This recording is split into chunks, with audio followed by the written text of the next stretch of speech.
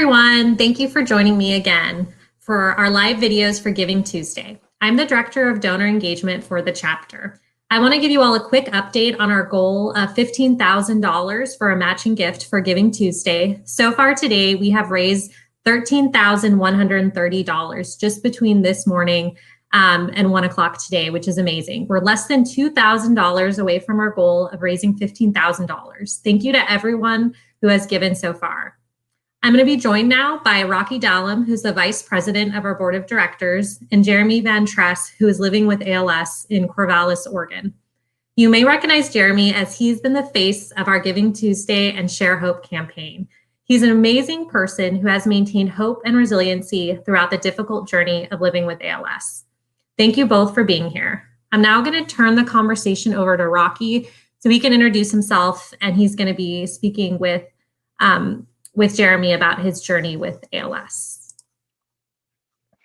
Thank you, Stephanie, and thank you everybody for joining and supporting the ALS Association today. My name is Rocky Dallum. As Stephanie said, I am the Vice President of the Board of Directors of the Oregon and Southwest Washington chapter of the ALS Association. I've been involved with our association for about 6 years. My mother had ALS, was diagnosed when I was a teenager in 1997, and lost her battle in 1999. And at the time, there was no ALS association here in Oregon. And so just marveling at the community, the services, the support. We're not just here on Giving Tuesday to raise money, but I think conversations like this one are so important in helping people have hope and a sense of community, those families and people like Jeremy who are battling ALS. So thank you all for your support. And with that, it's my pleasure and honor to introduce and ask a few questions of Jeremy Van Tress. I'll give you a brief intro, Jeremy. Jeremy served in the 82nd Airborne Division, a clinical social worker, and we've talked a few times, and I think people are going to find him very inspiring. So, Jeremy, if you'll take a second and tell us a little bit about yourself and your life before ALS.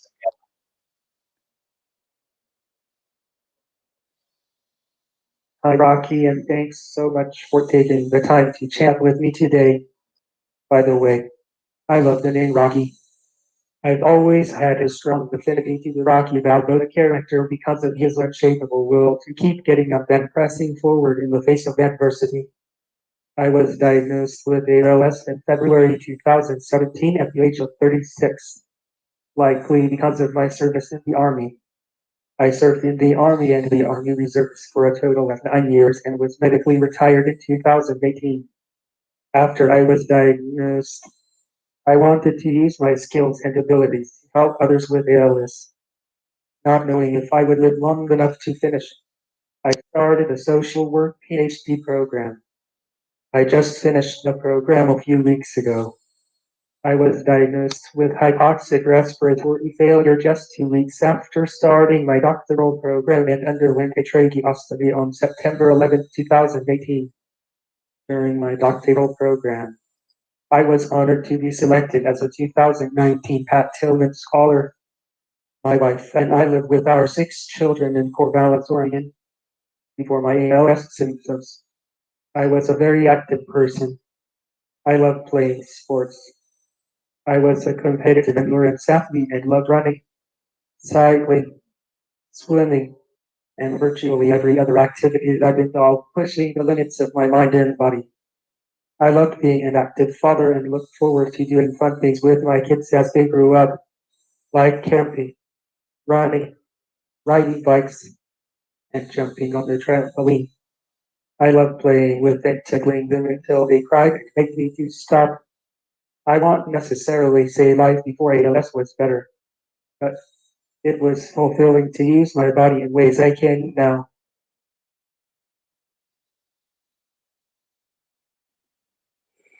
Thank you, Jeremy. And every time we talk, I find we have more in common. My mom, her family was also from Corvallis and avid sports fans. I don't know if you're a Beaver fan, but it's been a big part of of our life. So you have a lot in common with my family. I want to ask you a little bit to talk about your journey to an ALS diagnosis, knowing that ALS can be a diagnosis by elimination, and to hear what that journey was like for you to ultimately find out that what you were dealing with was ALS.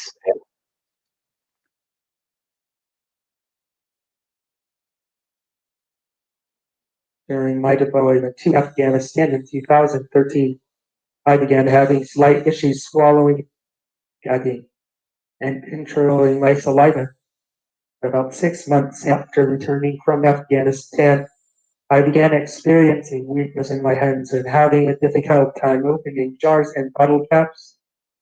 I figured these issues were caused by the dusty climate in Afghanistan and chronic fatigue, so I didn't seek medical treatment. In the summer and early fall of 2016, I began having problems with running.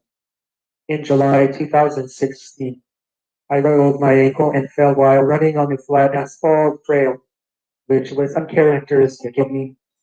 Then, about 4 weeks later, I became abnormally crampy and fatigued after running for a half hour at high altitude. Altitude had never bothered me previously. At this point, the weakness was persistent and continued to get worse. Then, in September, I started a run but wasn't physically strong enough to finish it, which was when I really knew something was wrong. That was the last time I ran. In October 2016, I started to work a second job that required me to stand on my feet a lot. I wasn't getting much sleep, which seemed to exacerbate my weakness and fatigue to the point I developed a painless limp. I sought help from my primary care provider who referred me to a neurologist. The neurologist and his father, also a seasoned neurologist, did a 2-hour clinical examination and explained that they thought I had a neuromuscular disease. I then started seeing 2 different ALS specialists who over the next 5 months had me do imaging on my brain and spinal cord, blood tests, and an electromyography to rule out other possible muscle and diseases. In total, it took about 5 months for me to be diagnosed. Working with multiple ALS specialists and sharing the test results and medical files enabled me to get diagnosed much quicker.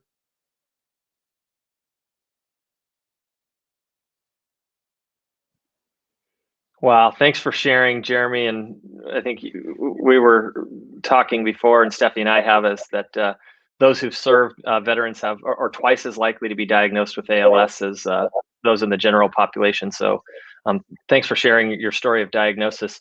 You talked a little bit about this in your intro, but can you expand on how your life has changed, and I'm sure how it's changed with your family as well since your diagnosis?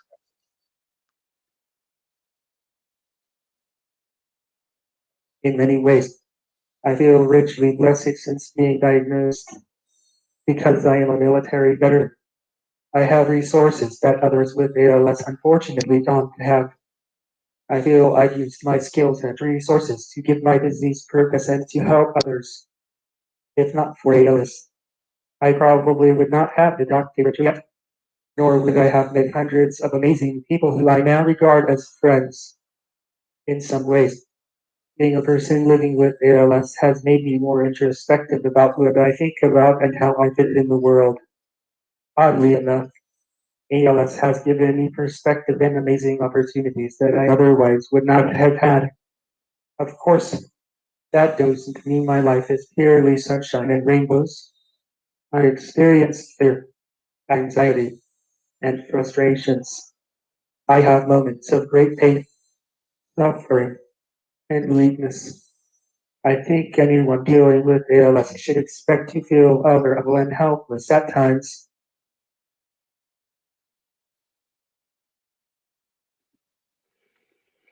Thanks for your honesty. Appreciate the frank comments.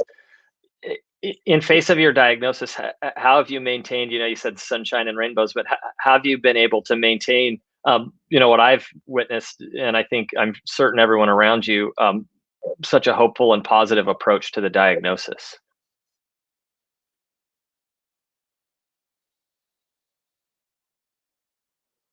Much of my optimism, despite having ALS, is tied to my faith, my family, and my life experiences before ALS. My faith grounds me and gives me hope. My family loves and supports me throughout all my crazy adventures and pursuits. And in a large way, my life experiences with overcoming childhood trauma and depression, along with getting a higher education, competing in long distance running, and my military service have given me the tools to remain optimistic and to continue living despite the disabilities and challenges that ALS brings.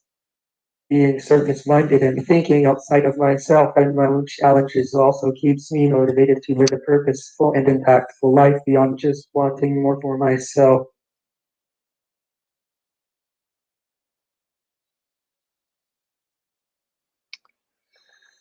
So you've clearly accomplished a lot and done a lot in your life, including since your diagnosis, and that's inspiring and congratulations. What are your hopes for the future? You've talked a little bit about that, but what are your hopes going forward?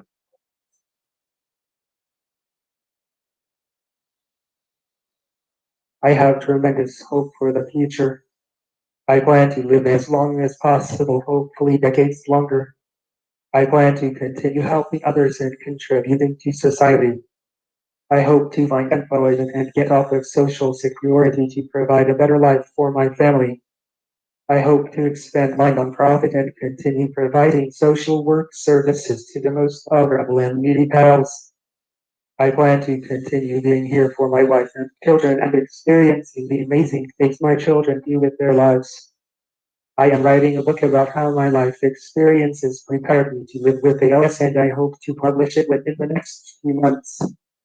I hope my book will inspire people to live more resiliently and will help fund my nonprofit.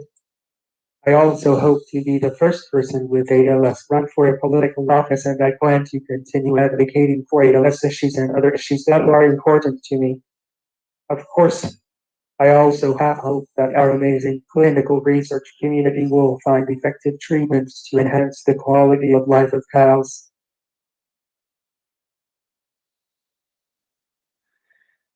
I think I can speak for anyone tuning in or who watches that that from the bottom of our heart we join in all of those hopes that that you've laid out and appreciate that. Uh, Slightly similar question, but what are your hopes for others, or your message for people who are newly diagnosed with ALS? Yeah.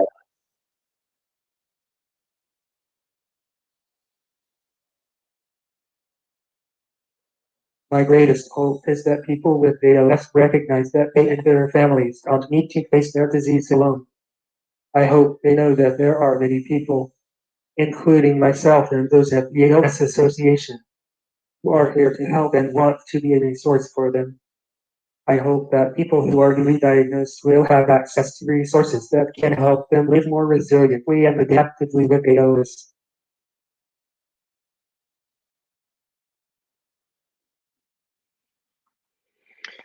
Well, I want to say, Jeremy, you know, in my ALS journey, just the ability to be around people who talk about ALS and share their story is a positive experience for me, and I know so many others who rely on not just the ALS Association, but people living with ALS like yourself, who are a beacon of courage and hope. And so, again, I want to express, you know, my sincere gratitude for your participation today, and wish you all the best. And thank you so much for being open, being honest, being vulnerable, and most of all, being, you know, hopeful and courageous in sharing your story on Giving Tuesday. And you make what the ALS Association does possible, to create the support network and continue moving forward, because you're the inspiration for our organization. And I want to say thank you for your help today.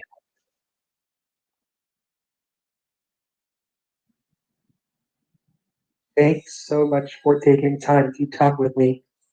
I feel so blessed to have you at the ALS Association. I'm so grateful to have this opportunity to share my story.